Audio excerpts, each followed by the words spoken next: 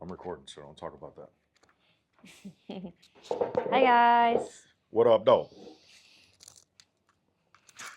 I swear she like waits for me to hit record so she can start yawning. No, welcome to To Us and Through Us. Welcome to Us and Through Us. My name is Leah, and My name is Roy, and Yep. this is. Yeah. So, anywho, we are your local hope dealers. We're reading out of the Amplified We today. are reading out of Amplified today. The Amplified Bible is actually a really good translation. Oh, I want to read that. No. She's like, let me make sure I didn't talk about you in it. Anywho, we're reading out of the Amplified Bible today, and we are in the 2nd Corinthians, Chapter 2. The book of 2nd Corinthians, chapter 2. Mm-hmm.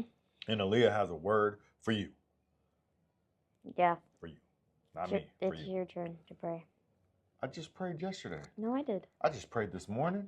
I prayed this morning too, but so it's your turn. It's your turn to pray for the video. Pray for the video? Yeah, pray for the people. Sorry. Not for that sounded racist. Why you say the people? To pray for everyone watching. All right, guys. So let's bow our heads and pray. Lord Father God, we just come to you just broken, Lord. And we come to you unwhole. We come to you to become whole. We come to you, Lord Father God, just needing your word, needing your spirit, needing your love and your grace and your mercy, Lord Father God. We come to you just wanting to reaffirm our love for you, Lord, to be obedient and follow your commandments as you called us to. The Bible says that if we love you, that we will follow your commandments, Lord, and we just want to be obedient in that way, Lord Father God. We know that obedience is better than sacrifice, but we also want to be willing to sacrifice our lives, right? The Bible says that we're called to die daily, Lord, and we just want to die today to all of our flesh.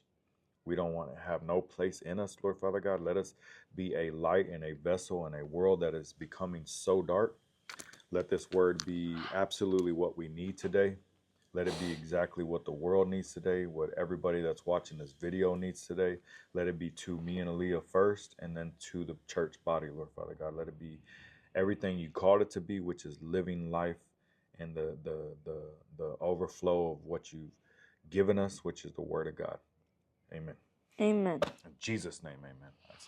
In Jesus' name, amen. In Jesus' name, amen. Jesus Christ. No? Love you, God. Yeah. Yeah.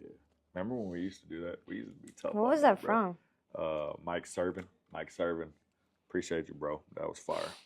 But I made up my mind. Oh, she's going to start reading, guys. It's about reaffirming your love. Sorry. 2 Corinthians chapter 2. So get your Bibles. Get your Bibles. Let's go. But I made up my mind not to grieve you with another painful visit. For if I cause you grief by a well-deserved rebuke, who then provides me enjoyment but the very one whom I have made sad? And I wrote this same thing to you, so that when I came I would not be filled with sorrow by those who ought to make me glad. For I trusted in you and felt confident that my joy would be shared by all of you. For I wrote to you out of great distress and with an anguished heart and with many tears, not to cause you sorrow, but to make you realize the overflowing love which I have especially for you. But if someone has caused all this sorrow, he has caused it not to me, but in some degree, not to put it too severely, he has distressed and grieved all of you. For such a one, this punishment by the majority is sufficient. So instead of further rebuke, now you should rather graciously forgive and comfort and encourage him to keep him from being overwhelmed by excessive sorrow. Therefore, I urge you to resonate him in your affections and reaffirm your love for him. For this was my purpose in writing, to see if you would stand the test, whether you are obedient or committed to following my instructions in all things. If you forgive anyone anything, I too forgive that one. And what I have forgiven, if I have forgiven anything, has been for your sake in the presence of and with the approval of Christ, to keep Satan from taking an advantage of us, for we are not ignorant of his schemes. Now, when I arrived at Troas to preach the good news of Christ, even though a door of opportunity opened for me in the Lord, my spirit could not rest because I did not find my brother Titus there. So saying goodbye to them, I left for Macedonia. But thanks be to God, who always leads us in triumph in Christ, and through us spreads and makes evident everywhere the sweet fragrance and of knowledge of him. The sweet fragrance, I like, because it's coming. It's going to explain that. Yeah. For we are the sweet fragrance of Christ, which ascends to God, discernible both among those who are being saved and among those who are perishing, which is believing and unbelieving. It says, to the latter, one an aroma from death to death, a fatal and offensive odor, but to the other an aroma of life to life, a vital fragrance, living and fresh. And who is adequate and sufficiently qualified for these things? For we are not like many, acting like merchants, peddling God's word and shortchanging and adulterating God's word or God's message, basically trying to sell it. But from pure, uncompromised motives, as commissioned and sent from God, we speak his message in Christ, in the sight of God in Christ. Amen. Amen, man. That's such. Hit him, Aaliyah. Let's go. Oh, hi guys. So basically, through verse 4 through, is it 4? I think it's just verse 4. I would say go from verse 4 through verse 8.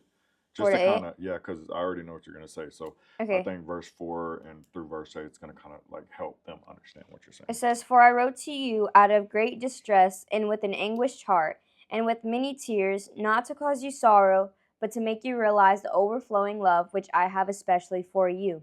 But if someone has caused all this sorrow, he has caused it not to me, but in some degree, not to put in too severely, he has distressed and grieved all of you. For such a one, this punishment by the majority is sufficient.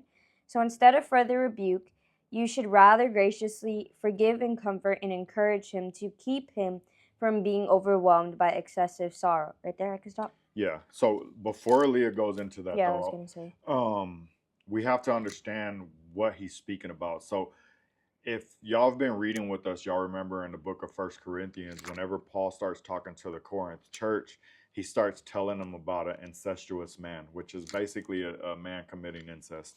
And if we go to 1 Corinthians chapter 5, I think I want to say it's verse 1 and 2. It says, it is actually reported everywhere that there is sexual immorality among you, a kind of immorality that is condemned among the unbelieving Gentiles, that is, someone has an intimate relationship with his father's wife, and you are proud and arrogant. You should have mourned in shame, so that the man who has done this disgraceful thing would be removed from your fellowship. Paul was testing them. And that's what he's going in to say. So go ahead. Yeah. So wait, what? Yeah, like go ahead. So he's Okay. So basically, what I wanted to like talk about is like what Paul did, because sometimes we can. Okay, let's just say I'm going. Dang it. You got it. Can I just say what I wrote? Yeah. I mean, whatever. Because I feel like it was just verse 4. It wasn't really those other verses. Well, I had you read those verses because it's going to summarize it for what you're going to say about verse 4. So just say what you're going to say. Okay, so verse 4 basically it says, "For I wrote you out of For I wrote to you out of great distress and with an anguished heart and with many tears, not to cause you sorrow, but to make you realize the overflowing love which I have especially for you." And so what I wrote down is sometimes we come with tears, but it's not to make others sad, but it's to make them realize how much we love them. And that's what Paul did. He wrote to Corinth, and sometimes he wrote to correct them, of course. He wrote to correct them, and then in this letter he wrote with tears. He said, "I wrote with you with many tears and an anguished heart," but it's not to cause sorrow. It's to show to show the church how much he loved it and how much he wanted to better them. Yeah. I feel like that also goes like with the man, the incest guy. It says that at the bottom it says, in verse 10 it says, "If you forgive anything, I too forgive that one. And what I have forgiven, if I have forgiven anything, has been for your sake in the presence of land of." Oh, I thought that said land. Sorry, Yeah. I can't see. "If I have forgiven anything, has been for your sake in the presence and with the approval of Christ, to keep Satan from taking advantage of us, for we are not ignorant of his schemes."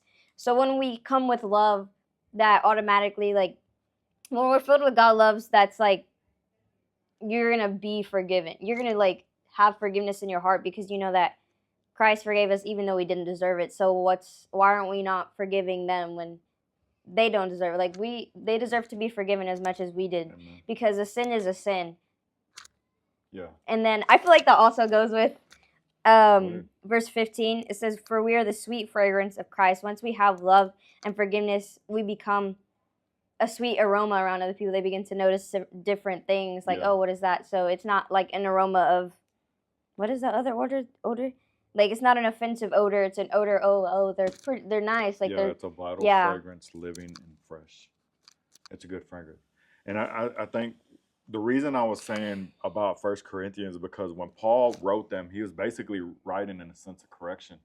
And I was telling Aaliyah, so as every family, right, we've had some crazy situations in our family, and I was reminding her of a situation that we had with one of her brothers. And I'm not a crier. I'm not a very big crier. I try not to be too emotional with my kids. Not, I probably should be, right? Because I know the Bible says that we need to be open about some things. But in this certain situation and in this certain season, I got my family together and I started talking about some things because I had been down these roads already, and I got really emotional in it. And what that does, even with like certain individuals, imagine going up to somebody and you're going in a sense to correct them, to keep them from going down this road. But the reason you get emotional is because you have so much love and compassion for them that you don't want to see them, quote unquote, die, right? Mm-hmm. The Bible says that sin is death. Sin leads to death.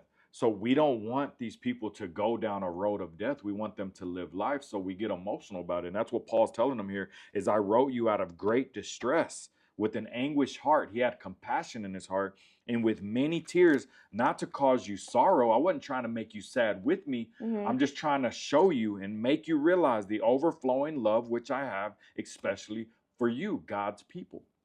Right? And then he goes into saying, but if someone has caused you all of this sorrow, he has caused it not to me, but in some degree, not to put it too severely, he has distressed and grieved all of you. And it reminded me of a brother of mine that grieved a lot of people in the church off some actions that he may did. And to me, they weren't even as bad as what homeboy was doing with his dad's wife. That's disgusting. Oh, sorry. And there's not a chart to this, right? Mm-hmm. But what Paul goes into saying, he's like, for such one punishment by the majority is sufficient. So instead of further rebuke, he's saying, yes, rebuke him. Yes, correct him. Yes, stand firm on what you give him, but don't go further into it. Mm-hmm. This thing has happened. What I'm talking about has happened 5-6 months ago, and still people are trying to rebuke this brother in it, right? And he's saying, and I keep using that because that's what's fresh on my mind. And as soon as I read this, is what it brought up. I hate bringing that situation up, but it says, and I think this is a really good example for the church, for those that know what I'm talking about. This is a really good example for the church that, yes, we're called to rebuke. Yes, we're called to hold somebody accountable, but we're not called to consistently do it every day, make every day a post about it, every week a post about it, every month a post about it. Mm-hmm. He says, so instead of further rebuke, now you should rather graciously forgive and comfort and encourage him, to keep him from being overwhelmed by excessive sorrow. Why do you want people to be sorrowful? Whether they're of God or not of God. Why do you want them to be sorrowful? You need to check your heart. We're not meant to do that to people, man. That's the enemy. That's why he says it later. He says, to keep Satan from taking advantage of us, for we are not ignorant to his schemes. That's his scheme, to kill, steal, and destroy. He wants to destroy the body of Christ, and the way he does it is through emotions and feelings of making people sad, sorrowful, shameful, all these things. He says, therefore, I urge you to reinstate him into your affections and reaffirm your love for him. And he's talking about this sinful man. For this was my purpose in writing, to see if you would stand the test, whether you are obedient or committed to following my instructions in all things. If you forgive anyone anything, I too forgive that one. And what I have forgiven, if I have forgiven anything, has been for your sake in the presence of and with approval of Christ. We're called to forgive those. Why? So we can be forgiven. Because that's what Scripture says, right? Yeah. And then you went on to say, for we are the sweet fragrance of Christ, which ascends to God. The more we represent Christ, the more we move in Christ, the more we are perfected in Christ, we give out a sweet aroma. Bath Body Works aroma. Is that what it's called? The one in the mall? That. I don't know. I don't remember. I work right in front of it.